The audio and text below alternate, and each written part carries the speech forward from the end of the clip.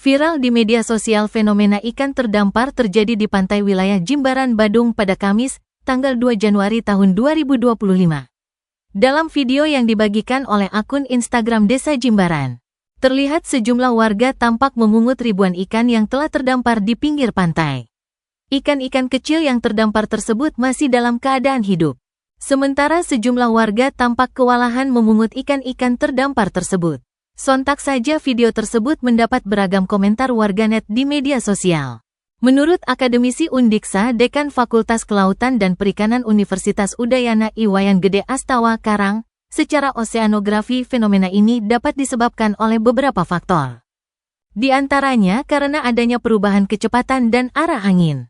Jika angin semakin kuat, maka arus laut juga menguat. Hal inilah yang mendorong ikan ke permukaan dan terdampar.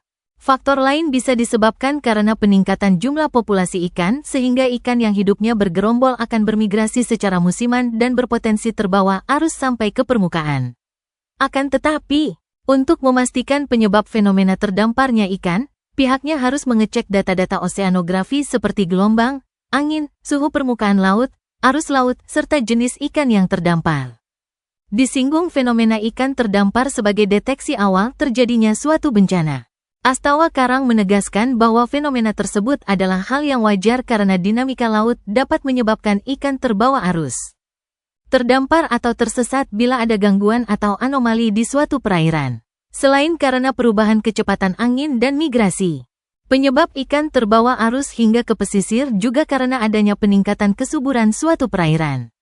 Di antaranya karena peningkatan jumlah fitoplankton dan zooplankton yang menjadi makanan ikan pelagis kecil seperti lemuru.